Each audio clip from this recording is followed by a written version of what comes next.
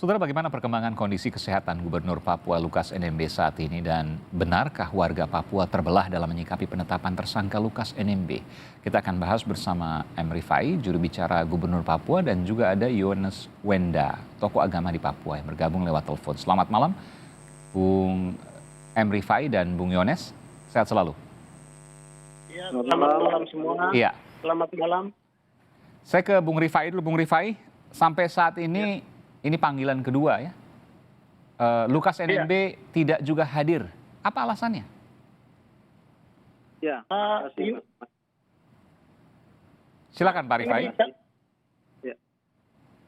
Jadi memang Pak sampaikan oleh tim kuasa hukum dan juga tim dokter waktu kita pertemuan dengan KPK kemarin. Memang hari ini Pak Gubernur belum sempat hadir karena kondisi kesehatan beliau dan juga berkoordinasi dengan masyarakat atau keluarga yang menjaga beliau di rumah kediaman. Nah, Ya. Hal ini bukan berarti kemudian Pak Gubernur mangkir, tapi kan sudah ada komunikasi yang tadi sudah diutus hukum sudah ke KPK dan menyerahkan surat tentang ketidakhadiran Pak Gubernur pada. Iya, meskipun KPK telah mengatakan bahwa ketika sakit maka KPK punya tim dokter yang bisa memeriksa, bahkan melakukan pembantaran misalnya masuk rumah sakit atau apa ketika kemudian diperlukan perawatan yang lebih intensif. Jadi tidak perlu dikhawatirkan. Bagaimana komentar Anda soal ini? Ya, betul. Jadi begini, tim dokternya Pak Gubernur kan sudah komunikasi juga dengan tim dokter KPK hari Jumat kemarin. Saya kira komunikasi ini akan berlanjut sesama tim dokter begitu, sehingga kan kita tidak paham ini masalah-masalah medis yang mereka membicarakan. Sehingga saya kira. Iya, ini Anda kesannya kan seolah mengulur waktu, padahal tim dokter KPK menyatakan siap. Yang tidak siap kan dari pihak Lukas NMB, pihak Anda, betul ya? Tidak juga, ini kan ada komunikasi, Mas. Ini dia harus komprehensif. Kehadiran Pak Gubernur Jakarta. Gini, Bapak Gubernur itu sejak awal sampaikan bahwa saya harus dan wajib hadir ke KPK untuk memberikan keterangan. Itu komitmen beliau dan konsistensi beliau tidak berubah. Disampaikan sendiri oleh Gubernur Lukas NMB? Ya, Bapak Gubernur sampaikan kepada kami sebagai juru bicara. Meskipun faktanya 2 kali pemanggilan tidak datang? Iya, kita tidak bisa kemudian langsung secara normatif seperti itu, tetapi ada kondisi yang beliau harus dengan masyarakat yang menjaga rumah beliau, Mas Aiman. Maksudnya gimana? Kan tidak bisa. Ini soal kesehatan atau soal masyarakat? Gini, kan ada dua. Sejak awal kami sampaikan ada 2 hal yang harus kemudian diselesaikan bersama Pak Gubernur. Pertama adalah masalah kesehatan beliau, yaitu kondisi kesehatan yang kemudian dilihat oleh tim dokter. Yeah. Nah, yang kedua adalah masyarakat yang sedang menjaga rumah beliau. Ini juga merupakan bagian yang tidak terpisahkan kedua hal ini, Mas. Maksudnya masyarakat tidak rela kalau Gubernur Lukas NMB diperiksa KPK?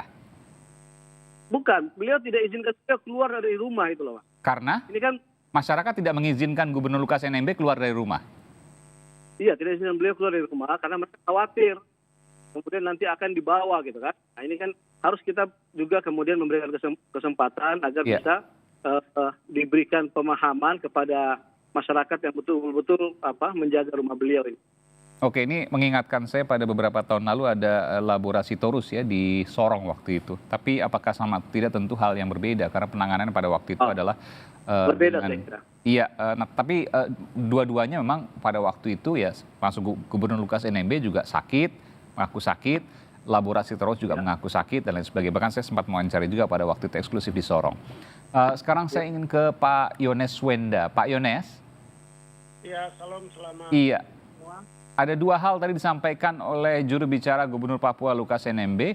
Yang pertama soal kesehatan yang tidak memungkinkan. Yang kedua adalah soal restu masyarakat yang sampai saat ini belum memperbolehkan Gubernur Lukas NMB diperiksa KPK karena khawatir akan dibawa. Ini kalau menurut pandangan kami dari tokoh gereja Papua, melihat bahwa masalah Pak Lukas NMB ini bukan semua masyarakat di Papua Jadi semua masyarakat di Papua tidak, itu hanya beberapa kabupaten yang mereka akan melindungi Pak Lukas NMB. Dan kabupaten-kabupaten lain mereka tidak dukung juga untuk demonstrasi untuk Pak Lukas NMB ini. Karena selama ini kami melihat Pak Lukas NMB selagi dia pejabat gubernur Provinsi Papua, dia akan pilih suku Isme, artinya yang pejabat-pejabat masuk di Provinsi Papua itu hanya dia punya orang-orang saya yang dia utamakan, sedangkan kabupaten-kabupaten lain dia tidak memikirkan. Sehingga masyarakat Papua selain mereka tidak mendukung, mereka mau harus proses hukum sesuai dengan perbuatannya Pak Lukas NMB. Itu yang kami dari tokoh agama melihat. Iya. Itu. Tapi kalau saya lihat memang banyak sekali ya masyarakat di sana yang mendukung Gubernur Papua yang kemudian disebutkan tadi oleh juru bicara Gubernur Lukas NMB tidak merestui bahwa diperiksa KPK. Bagaimana Anda melihat sesungguhnya Pak Yones Wenda, tokoh agama di Papua? Anda tokoh agama di Papua, Anda tentu tahu soal ini. Ya, ini kami dari tokoh agama melihat bahwa seharusnya Pak Lukas NMB itu dia harus taati kepada KPK karena Harus taat pada KPK. Iya, dia harus taat kepada KPK karena dia harus jelaskan semua perbuatan itu. Kalau masyarakat mau melindungi dia tidak bisa diperiksa, berarti itu ada harusnya. Mungkin itu benar, kalau dianggap kita itu benar, apa yang dia lakukan. Nah, jadi dia terus terang mengaku kepada KPK bahwa perbuatan apa yang dia lakukan, yang disangka itu dia harus sampaikan kepada KPK. Supaya masyarakat juga bisa memahami baik apa yang dia sampaikan itu. Itu yang kami tokoh agama mau seperti itu. Oke, tapi kalau seandainya begini tadi sampaikan, untuk diperiksa saja masyarakat tidak rela karena takut Gubernur Lukas NMB ditangkap, kurang lebih begitu ya?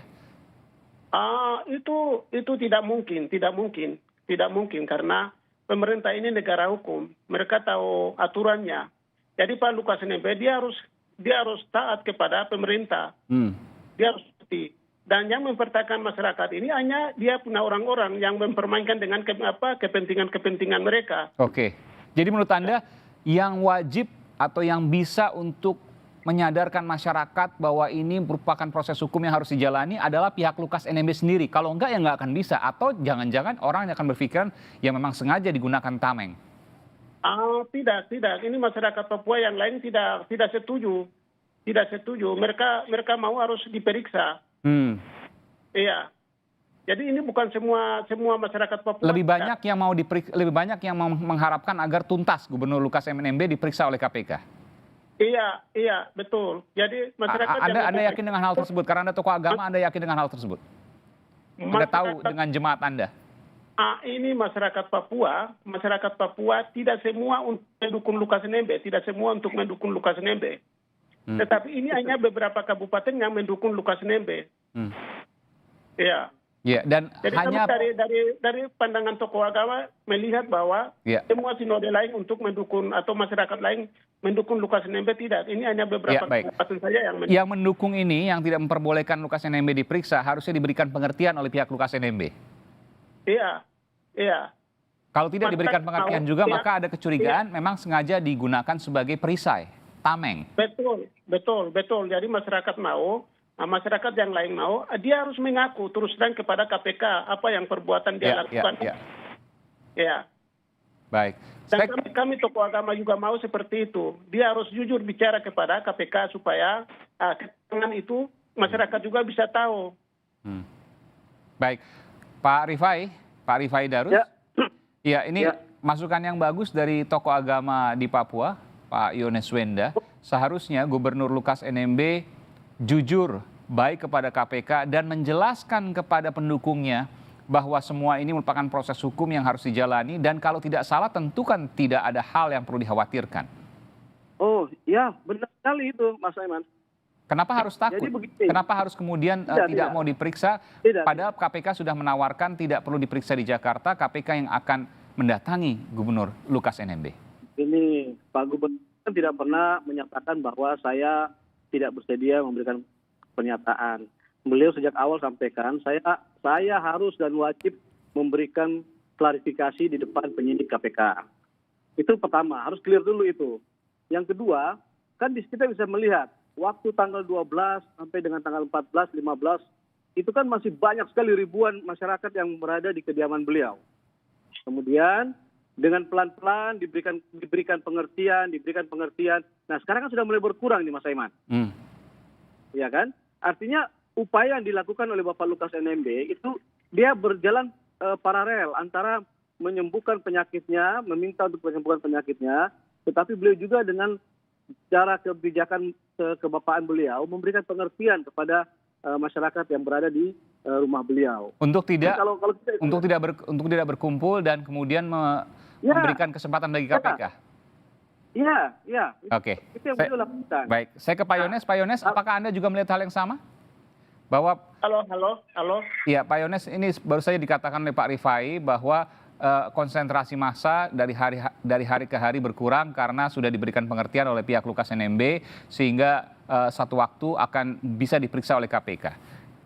Apakah Anda melihat hal yang sama? Hal yang sama benar itu yang benar. Jadi kami mau seperti itu. Bukan, apakah kemudian ada upaya yang Anda lihat nyata dari pihak Lukas NMB agar pendukungnya tidak serta-merta mendukung dan kemudian bisa KPK masuk? Ini dari pihak Lukas NMB. Apakah Anda sudah melihat hal tersebut di sana? Ini benar karena kami dari tokoh agama melihat bahwa makin lama masyarakat mereka bisa mengerti. Jadi kami dari tokoh agama mohon, mungkin masyarakat lama-kelamaan pasti akan bubar. Oleh sebab itu, kesempatannya KPK bisa masuk periksa di dalam. Langsung ketemu dengan Pak Lukas NMB. Itu yang kami tokoh agama mau seperti itu. Oke. Banyak kemudian suara di luar sana, nanti saya juga akan tanyakan juga ke Pak Rifai, bahwa masa ini merupakan masa yang dimobilisasi oleh pihak Lukas NMB. Apakah benar begitu Pak Yonda? Iya benar karena ini sengaja mau menciptakan konflik di Papua ini. Untuk itu kami dari tokoh agama mau supaya harus masa ini sebentar Pak Rifai, nanti saya akan berikan kesempatan pada Anda. Silakan Pak Yones Wenda. Iya, maksudnya masyarakat ini harus makin lama mereka akan mengundur semua, dan kalau makin kurang ya KPK bisa masuk periksa. Itu kami tokoh agama masuk seperti itu. Jadi Anda meyakini bahwa memang ada mobilisasi untuk melindungi Lukas NMB dari masyarakat ini? Iya, ini masyarakatnya sementara di Papua ini agak panas. Dan itu dimobilisasi oleh pihak Gubernur Lukas NMB? Iya, betul. Oke, betul. baik. Tidak semua orang. Iya, betul. Sebagian yang kemudian tampak melindungi begitu ya? Betul. Oke, saya ke Pak Rifai. Ini jelas sekali apa yang disampaikan oleh Bung Yones Wenda, Pak Yones Wenda, tokoh agama di Papua, yang kemudian mengatakan demikian karena beliau berada di Papua dan melihat langsung apa yang terjadi di sana. Komentar Anda, dimobilisasi publik, dimobilisasi sebagian masyarakat untuk melindungi Gubernur Lukas NMB. Apakah benar? Oh tidak, saya kira begini, ada proses tahapan cukup panjang tentang siapa itu Lukas NMB. Kita tidak serta-merta melihat Pak Lukas NMB itu pada saat ini. Tetapi ada proses panjang yang beliau lakukan sejak tahun 2006 sampai dengan hari ini.